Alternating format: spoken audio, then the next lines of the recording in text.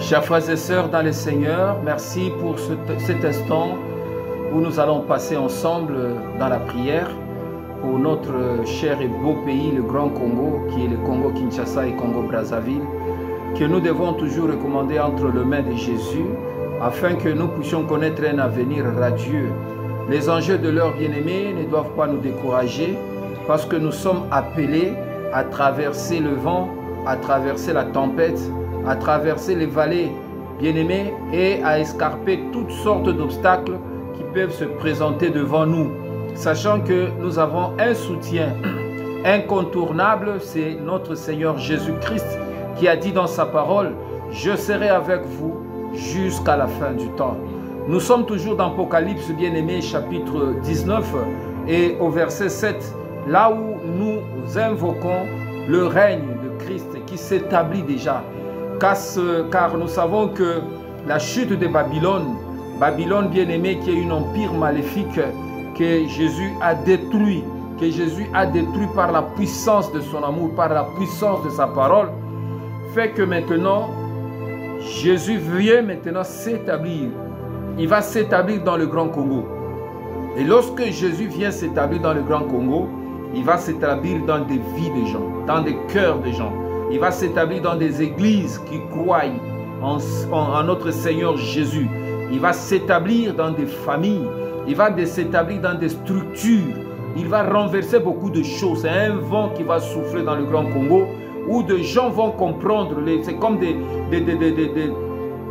choses qui vont quitter, des écailles qui vont quitter les yeux des gens. Et une nouvelle mentalité sera donnée aux personnes. Une nouvelle culture, la culture chrétienne que Jésus va nous imprimer. Et la crainte de Dieu va s'emparer de beaucoup de gens bien-aimés, comme au temps des apôtres, où les gens sentaient vraiment la crainte de Dieu et donnaient leur vie au Seigneur. Ce renouvellement de l'intelligence, ce renouveau, où il y a un vent qui va souffler dans le Grand Congo, où beaucoup de choses vont changer. Bien-aimés, voilà pourquoi Dieu nous invite ce temps-ci à les louer, à la louange, que nous ne prions plus beaucoup, c'est-à-dire nous avons tant prié, mais Jésus vient maintenant nous dire, nous devons le louer. Qui sont les personnes qui louent Dieu, bien-aimé? Nous l'avons dit dans notre émission précédente, que la louange n'est pas donnée à tout le monde. Ce n'est pas tout le monde qui est appelé à louer Dieu. Tu peux me dire, mais non, c'est la parole de Dieu qui dit. La parole de Dieu dit, louez l'Éternel, vous tous ses serviteurs. Louez Dieu, vous tous ses serviteurs. Louez-le, vous tous qui les craignez, petits et grands.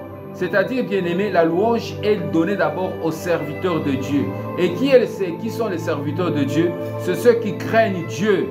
Un serviteur de Dieu, c'est celui qui craint Dieu. C'est celui-là qui a un témoignage de Dieu. Vous connaissez, bien-aimé? Donc, quand tu n'as pas de témoignage, tu ne crains pas Dieu. Bien-aimé, tu n'es pas appelé à louer le Seigneur. Voilà pourquoi la louange, c'est une dimension qui attire Dieu, qui amène Dieu dans notre vie. Bien-aimé, il y a des choses qui changent, des montagnes qui se déplacent rien que par la louange. Il y a des situations négatives, bien-aimé, qui quittent la vie, même des démons, qui peuvent quitter la vie, même des malédictions, qui peuvent être changées en bénédiction parce que tu as touché le cœur de Dieu, bien-aimé. Comprenez? Donc, c'est très important. Donc, Dieu nous appelle à rentrer dans cette dimension. Dans Apocalypse 3, 21, la Bible dit, le vainqueur, je te ferai asseoir avec moi sur mon trône. Le vainqueur, je le ferai asseoir avec moi sur mon trône. Les vainqueurs ici, bien-aimés, nous allons le voir dans la suite de temps, qui le Seigneur appelle vainqueur. C'est qu'il y a une rémunération à toute personne qui marche avec Jésus et qui arrive à vaincre, qui arrive à remporter la victoire dans le Seigneur. Nous avons beaucoup de défis sur le plan spirituel. Lorsque nous avons des victoires, c'est dans les combats de nos pensées. Nous sommes sollicités chaque jour dans nos pensées. Nous sommes sollicités chaque jour dans nos sentiments. Il y a toujours des sentiments impurs qui touchent nos cœurs et qui nous importunent. Ces choses, bien-aimées, lorsque nous avons la victoire, sur les sentiments impurs, sur les pensées impures, sur les actions qui n'honorent pas Dieu, sur le péché, alors la Bible nous dit quoi? La Bible dit que le vainqueur, je le ferai asseoir avec moi sur le trône. Nous sommes appelés, nous aussi, à nous asseoir sur le trône avec Jésus. Comment tu peux dire que non, que nous pouvons nous asseoir avec Jésus? Bien-aimé, c'est une énigme, c'est symbolique. C'est-à-dire, nous sommes appelés, nous aussi, à vivre la hauteur, à vivre la grandeur, à vivre l'estime, à vivre l'excellence, à vivre l'exercice de l'autorité. Comme Jésus-Christ, il règne. Donc, nous allons aussi régner avec lui. C'est ça le symbole. C'est-à-dire, nous allons régner aussi avec Jésus. C'est ça, s'asseoir avec lui sur son trône. Sont comme moi. Sont comme moi. J'ai vaincu et je me suis assis. Je me suis assis avec mon Père sur son trône. C'est-à-dire, comme lui aussi l'avait vaincu. Il a dit, j'ai vaincu la mort, j'ai vaincu le prince de ce monde. Et Dieu l'a placé maintenant à côté de lui sur son trône. Maintenant, il nous donne aussi cette possibilité. Lorsque nous aussi, nous allons vaincre, bien-aimés. Lorsque nous nous battons, ce n'est pas pour nous fatiguer, nous lasser. Ce n'est pas pour nous abandonner. Mais malgré la fatigue, malgré le problème, malgré les difficultés, bien-aimés, nous travaillons. Et notre travail, bien-aimé, avec le Seigneur, il arrive que des situations tombent. Il arrive que les démons fuient. Il arrive que nous résistons au diable. Nous nous soumettons à Dieu. Nous résistons au diable. Et le diable fuit. Donc nous avons une victoire. Et la victoire totale, c'est lorsque nous allons quitter ce monde, bien-aimé, en marchant avec Dieu et en glorifiant son nom. C'est là où la Bible nous dit, à celui qui vaincra, oui, au vainqueur, je le ferai asseoir avec moi sur mon trône. Bien-aimé, dans le livre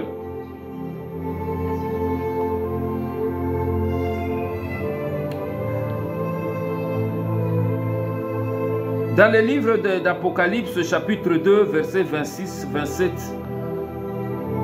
la Bible dit ceci: au vainqueur, à celui qui accomplit mes œuvres jusqu'à la fin. Au vainqueur, à celui qui accomplit mes œuvres jusqu'à la fin. C'est-à-dire, un vainqueur n'est pas seulement un nom. Comme il y a des églises, on peut appeler l'église des vainqueurs. C'est pas que quand tu pries dans une église qui a une dénomination, église des vainqueurs, directement tu es vainqueur. Non, non. Un vainqueur selon Dieu, pas selon les hommes, mais un vainqueur selon Dieu, c'est celui qui accomplit l'œuvre de Dieu, qui accomplit l'œuvre de Dieu. Si tu n'accomplis pas l'œuvre de Dieu, Dieu ne pourra jamais t'appeler un vainqueur. Tu comprenez, bien-aimé? Donc nous sommes appelés à accomplir l'œuvre de Dieu.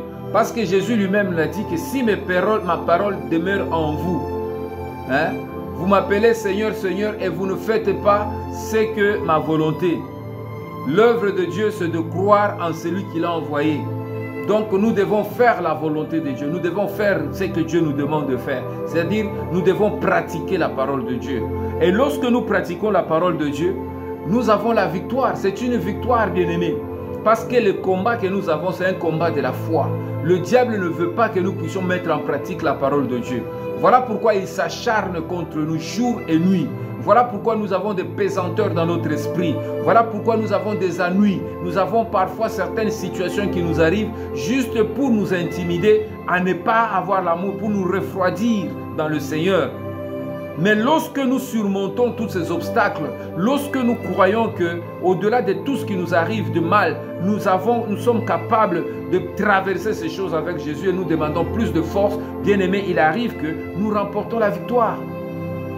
C'est de ça que Jésus nous appelle au vainqueur, à celui qui accomplit mes œuvres jusqu'à la fin. Donc quand on accomplit l'œuvre de Dieu, ce n'est pas seulement au mois de janvier ou au mois de février tu fais autre chose. Non, c'est-à-dire que nous sommes appelés d'accomplir l'œuvre de Dieu, jusqu'à la fin de notre vie. C'est-à-dire la vie chrétienne, ce n'est pas une vie temporaire, mais c'est une vie totale, une vie absolue. Nous sommes appelés, bien-aimés, à terminer notre course avec Jésus.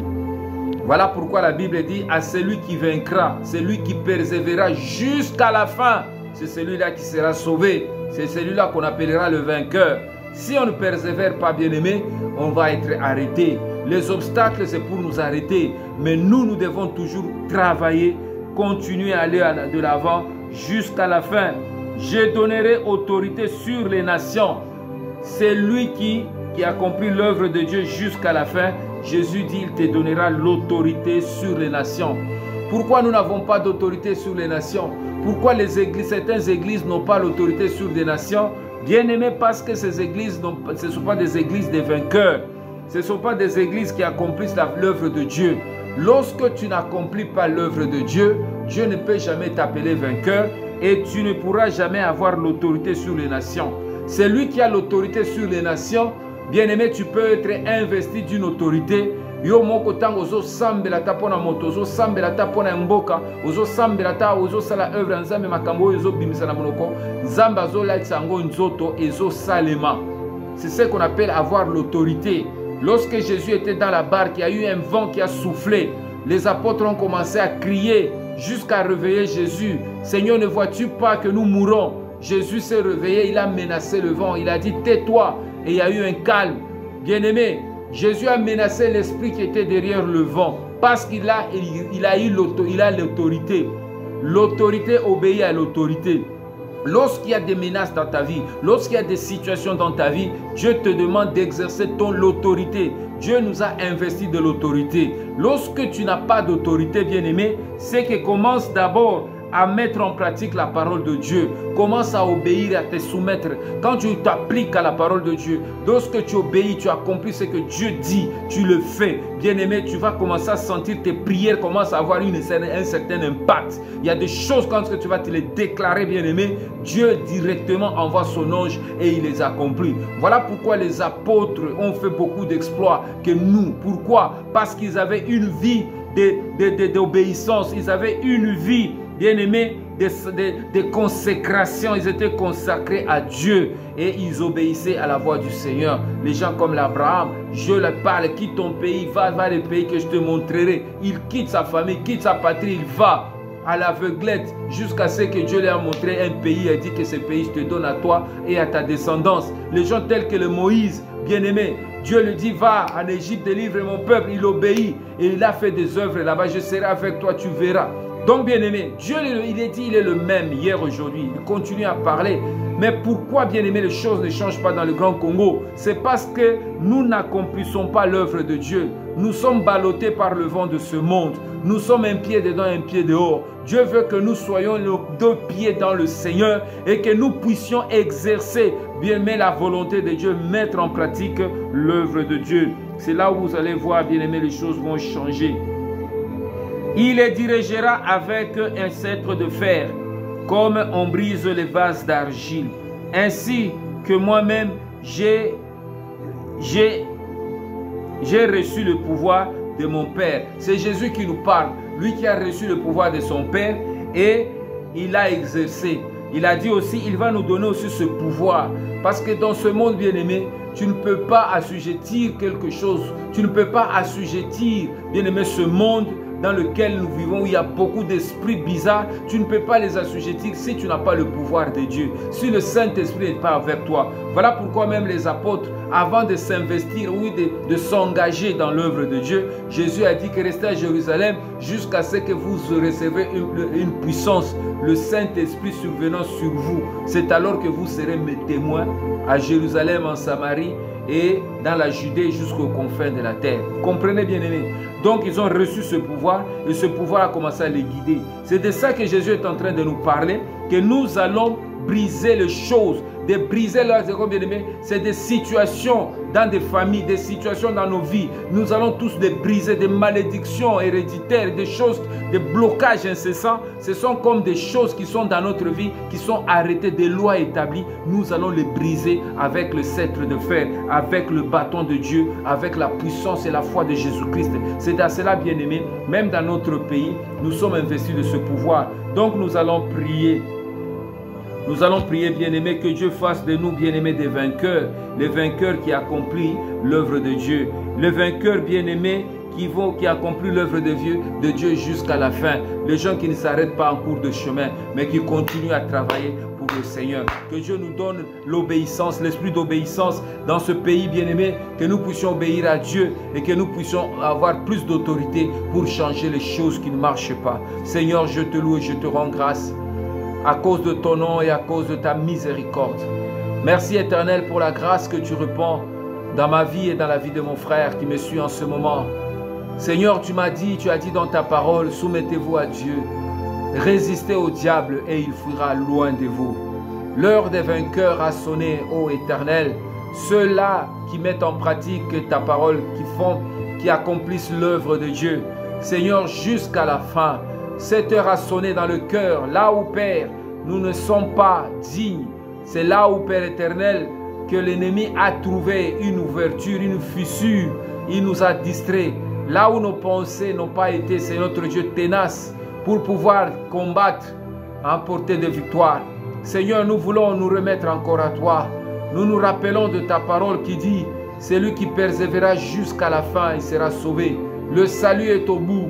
Seigneur, donne-nous la force de marcher dans ce pays, Seigneur, malgré le problème et les difficultés, malgré les résistances, malgré toutes sortes de conflits sur le plan spirituel. Nous croyons que ta main souveraine nous guide.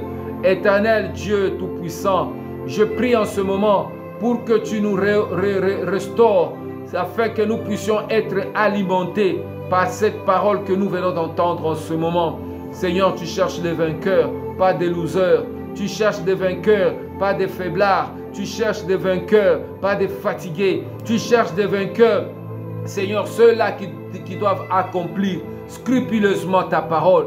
Seigneur, fais ma vie que je sois un vainqueur. Fais mon frère qu'il soit un vainqueur. Fais ma soeur qu'elle soit un vainqueur. Seigneur, fais-nous un royaume de vainqueurs. Que nous puissions, Seigneur, avoir une mentalité de vainqueurs dans ce temps difficile. Que chacun, Seigneur, selon la portion de sa grâce, selon le combat, c'est notre Dieu auquel il est engagé, fait que nous soyons tous des vainqueurs. Oh Seigneur, au temps où nous allons quitter ce monde, nous allons nous asseoir avec toi, Seigneur, sur son trône, parce que tu nous donneras, Seigneur, la possibilité de régner avec toi, cette race de vainqueurs éternels qui va scintiller dans le ciel. Seigneur, je te loue et je te rends grâce pendant que nous sommes encore sur la terre. Seigneur, notre Dieu, le combat continue, mais avec toi, nous ferons toujours des exploits. Donne à mon frère la force de résister. Donne à ma soeur la force de notre Dieu de se consacrer à toi, de pouvoir renforcer, c'est notre Dieu, la capacité de chacun de nous dans ce monde éternel pour pouvoir marcher selon ta volonté. Merci Seigneur pour notre pays. Fais que le Congo, Brazzaville et Congo, Kinshasa soient des nations de vainqueurs. Des gens qui doivent avoir une nouvelle mentalité. Pas une mentalité rétrograde, mais une mentalité d'excellence. Une mentalité, Seigneur notre Dieu, des pionniers qui doivent, c'est notre Dieu, se battre sans relâche pour changer, c'est notre Dieu, les conditions dans notre temps. Père, je te loue pour cet élan de foi, car Babylone est tombée. Voilà ton règne maintenant que tu viens établir dans notre vie, que tu établis dans nos familles, que tu établis dans nos cœurs, que chacun ressente, Seigneur, la trombe d'eau qui descend d'en haut. Éternel notre Dieu qui abrève et qui dessèche, Seigneur notre Dieu, toute soif et qui nous donne la vigueur, qui dégourdit les jambes spirituelles pour que nous puissions marcher aussi longtemps, Seigneur Dieu, jusqu'à la fin de notre vie avec toi, Seigneur. Je te bénis, Seigneur, pour l'esprit de conquête, pour l'esprit de victoire, pour l'autorité que tu nous donnes maintenant, ô Père. Je l'exerce avec foi. Merci pour la grâce que tu répands dans le nom puissant de Jésus. Merci Seigneur. Que Dieu vous bénisse, bien-aimés. Nous allons nous retrouver dans la troisième partie de notre mission pour continuer toujours à travailler avec le Seigneur. Amen.